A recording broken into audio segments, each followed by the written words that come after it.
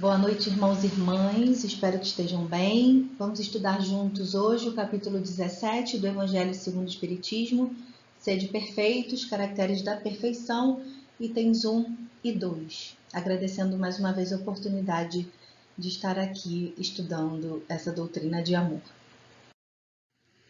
Essa passagem de Mateus é o item 1 que diz: Amai os vossos inimigos, fazei o bem aos que vos odeiam e orai pelos que vos perseguem e caluniam. Porque se somente amardes os que vos amam, que recompensa tereis disso? Não fazem assim também os publicanos? Publicanos eram coletores de impostos ali naquela época, ali nas províncias do Império Romano. Ele continua dizendo que se unicamente saudardes os vossos irmãos, que fazeis com isso mais do que os outros? Não fazem o mesmo os pagãos? Então, obviamente, nem sempre é fácil amar o próximo, ainda mais quem não tem afinidade, mas a gente aprender a conviver, a amar as pessoas que são diferentes da gente, é uma tarefa cristã, tal qual posto aqui nessa passagem de Mateus. E ele finaliza dizendo: Sede, pois, vós outros perfeitos, como perfeito é o vosso Pai Celestial. Então, lembrando sempre que é necessário pensar no contexto e nas traduções do idioma original, dos manuscritos bíblicos em grego. Não tem nada no idioma original de Jesus, o aramaico. E recorri a uma fonte, Saulo Silva, da FEB, que nesse trecho, perfeito significa cumprir o propósito, o objetivo. A gente, só ouvindo a palavra perfeito, parece a gente ter que seguir um padrão de santidade ou que não há um defeito. Então, Kardec foi muito feliz ao apontar sobre o homem de bem, os bons espíritas e a parábola do semeador, na sequência desses estudos, porque é importante a gente atentar para esses trechos que virão como um propósito de evolução espiritual e nos ajuda a entender esse trecho. No item 2, continua dizendo que Deus possui a perfeição infinita em todas as coisas e diz essa proposição: sede perfeitos, como perfeito é o vosso Pai Celestial. Essa expressão tomada ao pé da letra, ela pressupõe uma possibilidade da gente atingir essa perfeição absoluta. Então, Kardec segue explicando para a gente que se fosse dado a essa possibilidade de ser tão perfeito quanto o Criador, a gente se tornaria igual a ele, o que é inadmissível. E ele explica também que as pessoas a quem Jesus falava naquela época não compreenderiam essa nuance. Por isso, Jesus se limita a apresentar um modelo e a dizer que se esforcem para alcançar. Então, Jesus é esse modelo e guia. Na dúvida, a gente tem que se perguntar: Jesus faria isso? Agiria assim? Olhar para as passagens bíblicas, por exemplo, e trazer para os nossos dias atuais, acho que é um exercício importante de, por exemplo, pensar que Jesus deu pão a quem tem fome, ele disse para tirar a primeira pedra quem não tinha pecado, não fez juízo de valor às pessoas, acolheu todos os desvalidos. Jesus era um pacificador, sempre com ensinamentos edificantes, com palavras amorosas. Então a gente não tem dúvida de como agir. Talvez a nossa imperfeição nos impeça de agir assim, nesse momento ou em alguns momentos, mas a gente sabe o que é o propósito. O objetivo é baseado sempre no modelo de Cristo Jesus.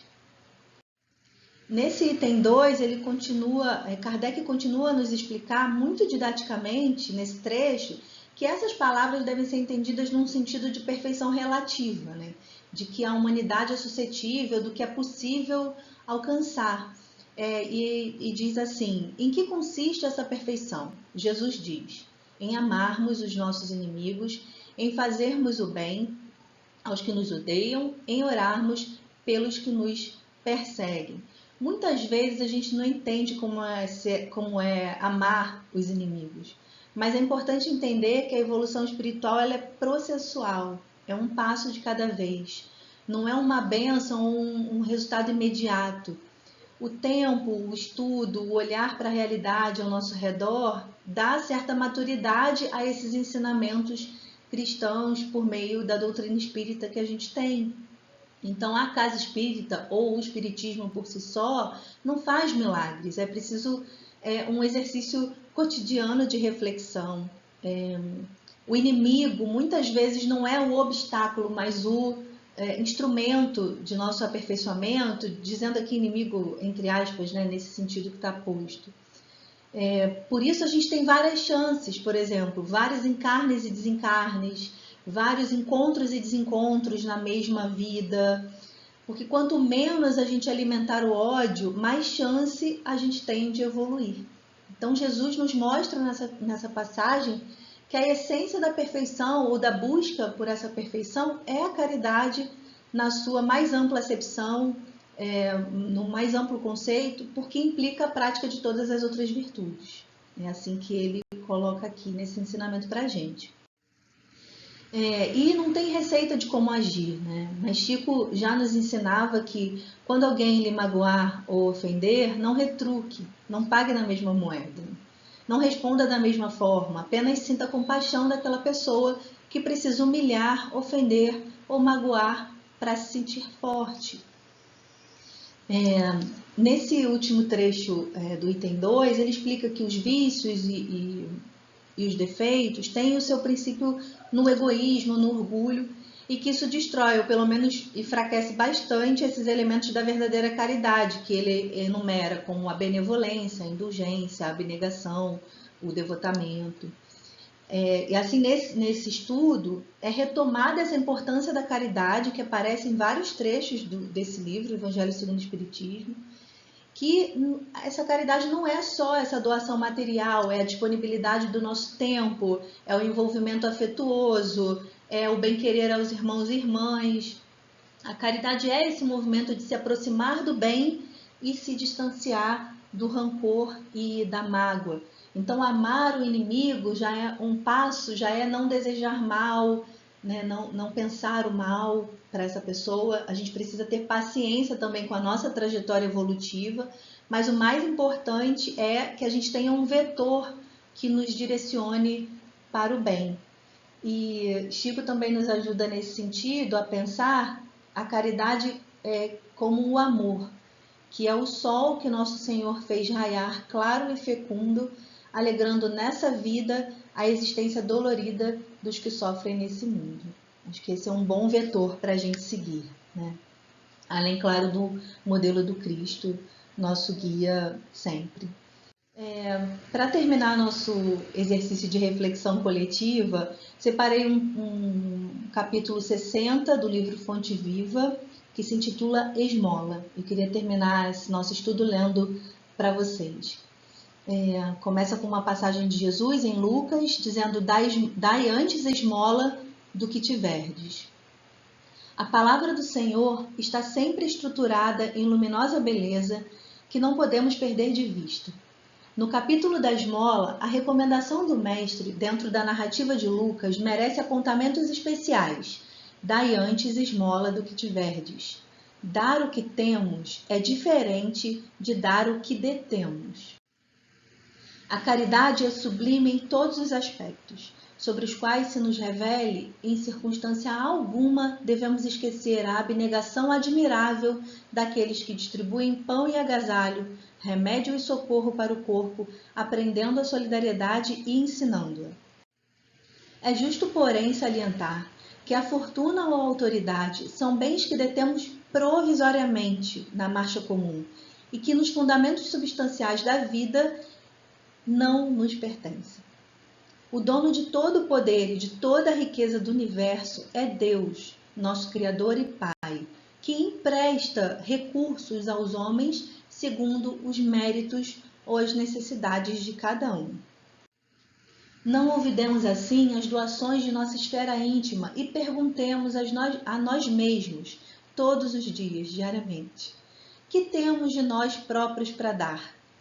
Que espécie de emoção estamos comunicando aos outros? Que reações provocamos no próximo?